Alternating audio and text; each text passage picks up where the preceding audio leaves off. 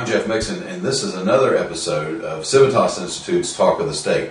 Joining with me today is one of Civitas's policy analysts, Brian Balfour. Brian, you focus on budget and taxes. Yes, Jeff, you got it. And the governor has proposed her solution to our budget woes.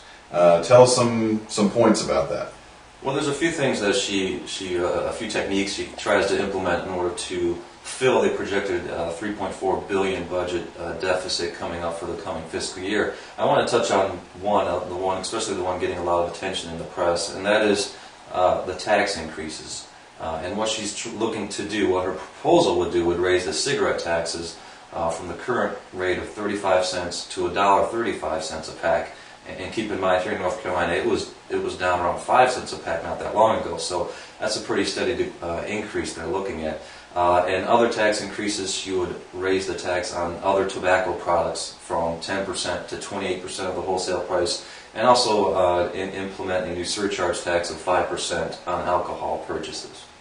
So we call these the sin taxes. It's thought that they're less hard, or they're more difficult to defend against a tax increase. There's not a coalition of alcoholics that'll run out in the street and say, "Wait a minute, you're taxing my alcohol too much." So it's an easy target to hit.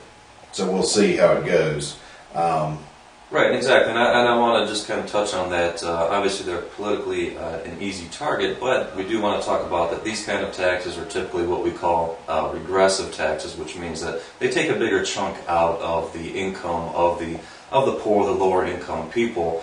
So at this time, when times are really tough and families are struggling to make ends meet, you really kind of question why the governor would propose trying to balance the state budget on the backs of the working class, lower income people in North Carolina. Well, let me ask you this.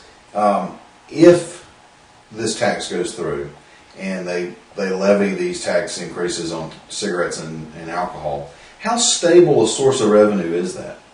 What's the long-term projection? Right, well, I mean, that's a great point. Obviously, as the taxes go up on a product, it makes it more expensive to buy, and this is kind of what they incorporate in the calculations as well. They anticipate that fewer people are going to purchase the product, so that they kind of built that into their projections a little bit. So it's tough. It's always tough to say long term how reliable of a source, but you do want to also mention that they are projecting that these tax increases for the coming fiscal year would take about $500 million. It's a little more than $500 million out of the private economy here in North Carolina. So basically we're talking about shrinking the size of the economy here in the state, which again, while the economy is struggling, you really got to wonder how many jobs are going to be lost, how many jobs and entrepreneurial endeavors will never be taken up because that money just simply is not in the economy anymore.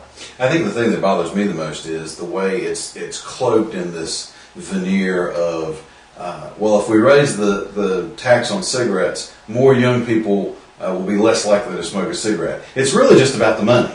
Right, yeah, it's really about the money. They do try to act as if it's some sort of a health initiative to try to get, for instance, teens to stop smoking and so forth.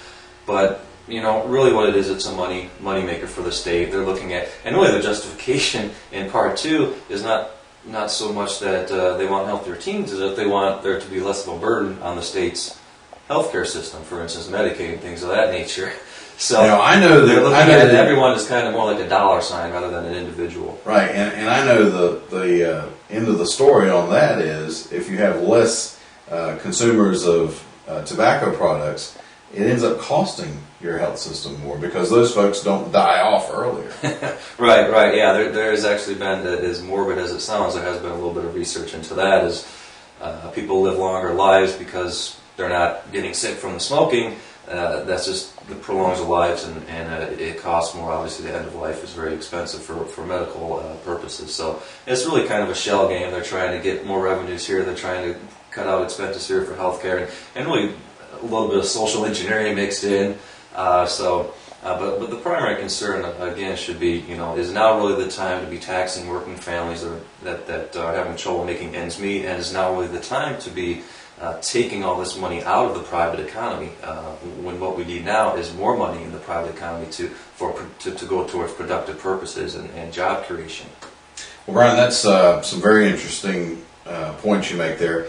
We're going to continue our conversation on budget and taxes and how it impacts you. So join us again next time on Civitas Institute's Talk of the State.